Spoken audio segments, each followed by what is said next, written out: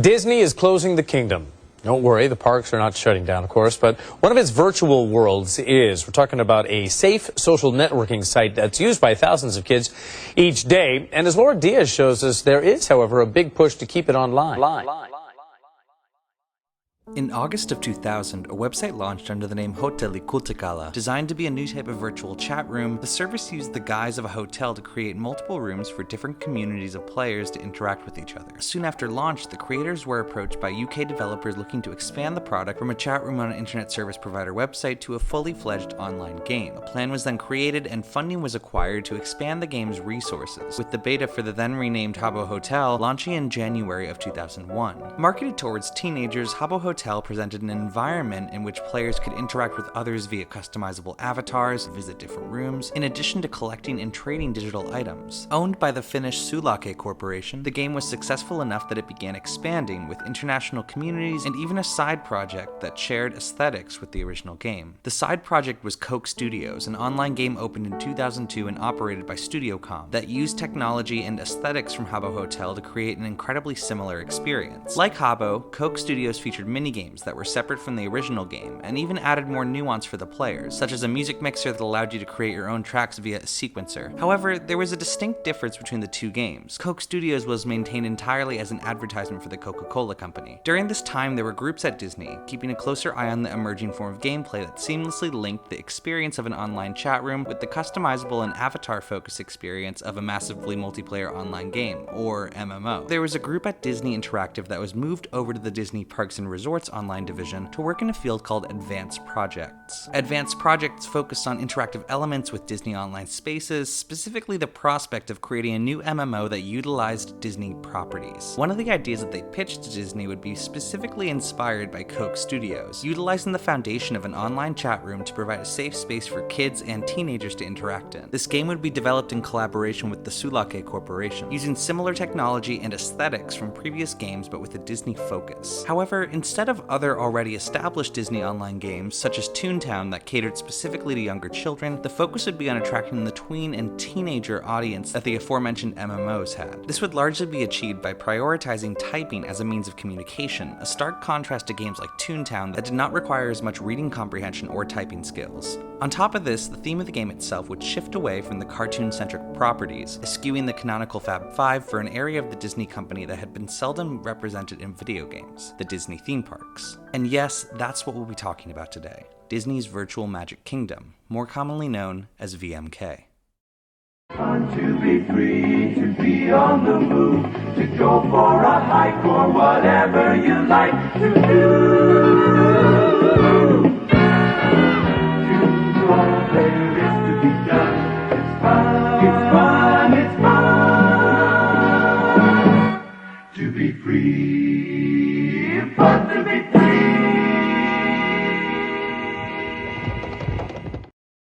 The beta version of Virtual Magic Kingdom opened on May 23, 2005. The game itself was meant to be a promotional tool for Disneyland's 50th anniversary, allowing players to explore a fictional theme park and engage in minigames, make friends, and customize many different parts of the experience. Though the game was originally created as a promotional tool for Disneyland, it's worth noting that the in-game universe combined different elements from Disney properties around the world. For example, most elements are unique to Disneyland, but references to the sci-fi dine-in theater at Walt Disney World's Hollywood Studios and the underground dragon dungeon at Disneyland Paris show that the game itself was not meant to be identical to Disneyland, but instead create the feeling of Disney parks. By taking notable aspects from multiple properties, the developers could create an accurate depiction of what people think of when they think Disney. A month after the beta opened, Disney Enterprises Incorporated filed a patent that outlined specifically what would differentiate the game from predecessors, such as Habbo Hotel and Coke Studios. Aside from being associated with Disney Parks properties, the game would specifically promote a system of interaction between an electronic theme park experience and live theme park interaction, and activity earns rewards. To put it simply, VMK would interact with experiences inside of the theme parks. Players were able to complete quests at Disneyland or Walt Disney World that would reward them with in-game items. On top of this, there were also products specifically created for promotional reasons, making the VMK community essentially a mirror for whichever franchises or movies Disney was trying to push at the time. Despite the game being free to play, there definitely was an in-game economy that revolved around money.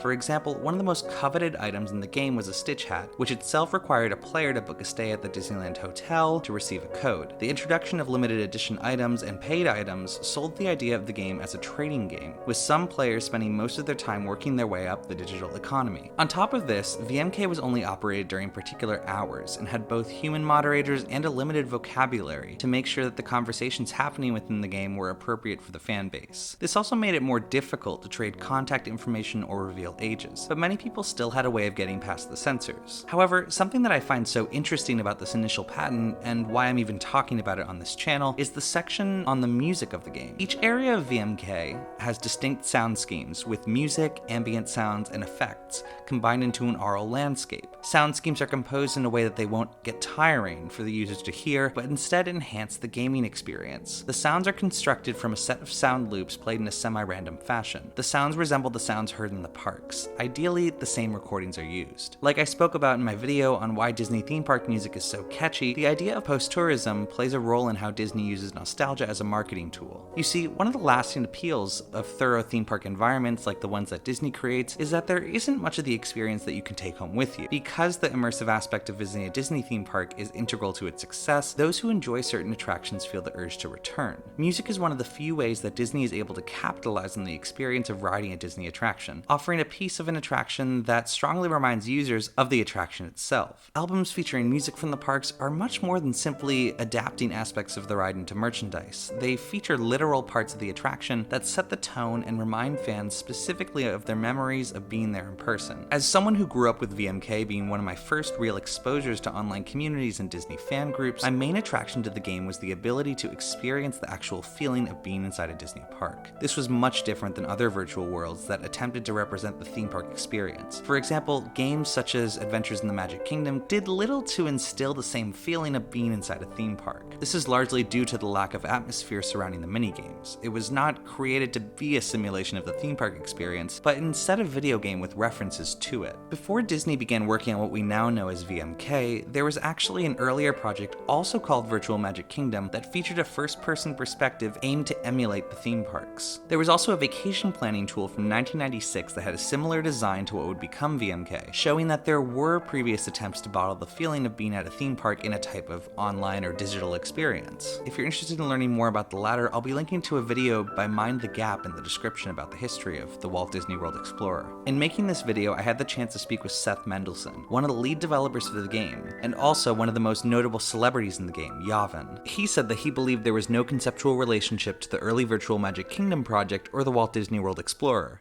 Is there any relation between the 90s project that was labeled Virtual Magic Kingdom and VMK? I don't believe so, because Okay. I think none of those folks work for Disney anymore. I don't think anyone on the project still is at Disney, actually, now that I think about it. He also said that the development team was filled with Disney parks fanatics, so they had a particular vested interest in representing the parks authentically. So, how did VMK use music in a way that created an immersive theme park experience? Well, let's go back to that paragraph from the patent. The sounds are constructed from a set of sound loops played in a semi-random fashion. What the patent leaves out is that there are often multiple sound loops being played at any given time on top of each other. For example, entering the castle forecourt room brings with it a musical track in the background, but there are also plenty of crowd noises and other types of ambient sound.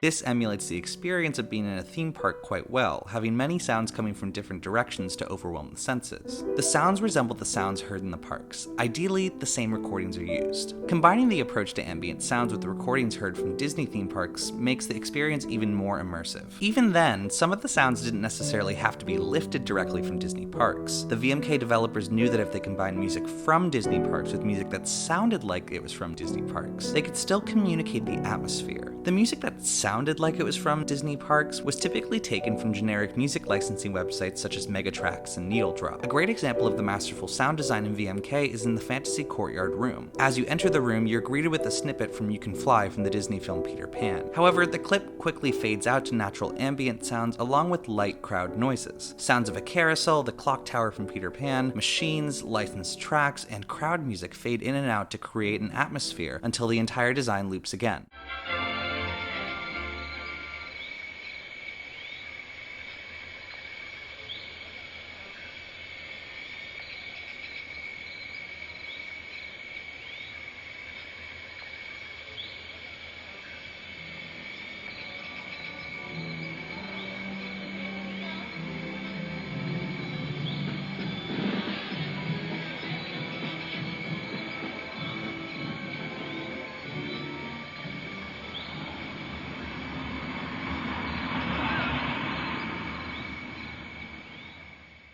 It's worth noting that the sequence is semi-random, meaning that players could theoretically be in a room for a while before getting tired of the sounds. This type of living atmosphere makes the player feel as though they're actually at a Disney park. Like I've spoken about numerous times in this channel, the art of Disney theme park sound design is all about overwhelming the senses. By combining such authentic sound design with an idealized version of a Disney park, the developers of VMK were able to create an atmosphere that felt very similar to the actual product. Though there are the options to ride attractions and play minigames, they're not required to enjoy the game. In the same way that you would in a real-life theme park, you could simply admire the ambience of VMK and socialize with others. I should note that while the VMK team curated the music, it was Tapio Hakanen that implemented it and also worked on the sound effects for the game. There were also some wonderful sounds for the music mixer game that were composed specifically by Scott Erickson. To put it lightly, VMK greatly overstayed its welcome in the Disney company. What began as a promotional tool for Disneyland became much more than that, attracting a large fan base that formed a strong emotional attachment to the game.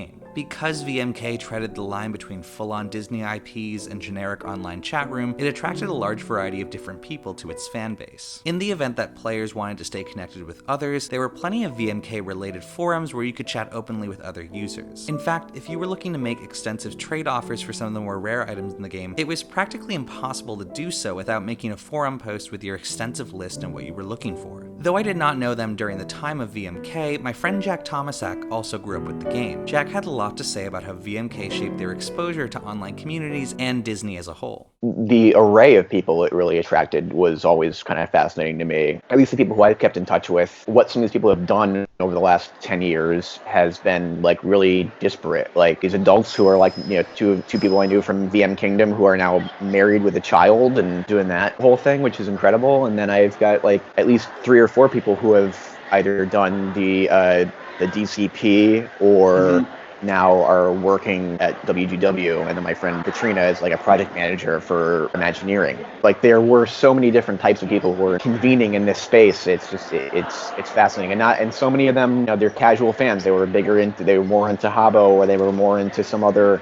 They were just looking for some way to, and that was really what drew me most into it. Like I'm not allowed to have AIM, so I'm going to like just talk to strangers through a facilitated internet thing. I agree with them. VMK was definitely the first online community that I participated in. It also fostered my fascination with theme parks in general. I don't think I would be interested in the components that make up successful theme parks unless I had experienced VMK. Instead of Disney parks being something I could experience for a few days every few years, VMK allowed me to engage with the theme park experience in a more visceral way. Something that I believe made VMK special when compared to other MMOs of the era is that it emphasized creativity and community in a way that other games didn't. Jack also brought up a great point while we spoke, indicating that the spirit of VMK seemed very different than what the Disney brand represented at the time. As a media company, Disney has always been about presenting people with stories that they can relate to, while other companies such as Nickelodeon have historically tried to center kids in their brand as having most control over the narrative. For a game that allowed kids to have as much control and freedom as it did, VMK was incredibly unique in the catalog of Disney online games that were usually very narrative-driven. But not everything lasts forever. On April 17th, 2008, Disney announced that VMK would close its doors forever on May 21st. Though many have speculated about the specific reason as to why the service shut down, I was able to ask Seth about what exactly happened. I think part of it, again, was that the company's shift was to other products that were subscription-based.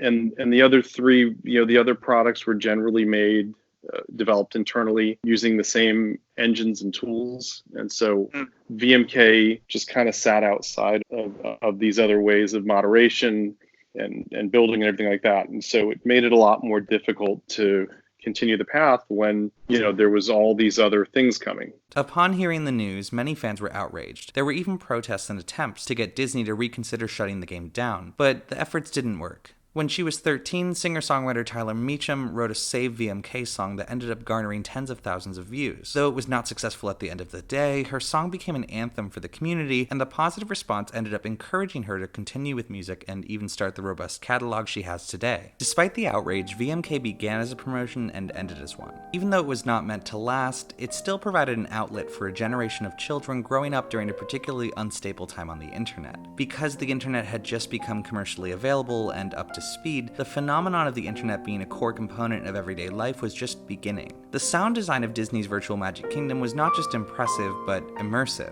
Those who wanted to experience the wonder and spectacle inherently present in Disney theme parks didn't have to do much more than just sign up for a free account and get going. And though it was just a game for many, others viewed it as a home. For example, Jack shared with me a moment where they were exploring feelings of queerness, and they were able to share their feelings with others on a VMK fan forum. Though VMK only lasted for 3 years, there are also many people who missed the game dearly. According to Seth, reviving the game was brought up every few years during his time working at Disney, but nothing ever came to fruition. If you want to play the game for yourself, there's even still a fan-run version called MyVMK that's still being continually updated with new content, from fans who don't want to let the online environment they loved so much die. Despite my emotional attachment to the game when it was running, I rarely log on to MyVMK. It's not that I don't like it, I just don't have the time or interest to invest as much as I used to in an online game. However, every once in a while I do love to log on and remember how good it felt to retreat into an avatar every day after school and not have to worry about anything else other than being myself. This is my home, this is your home, this is our home, and we love it. We treasure our home, we value our home, forever our home.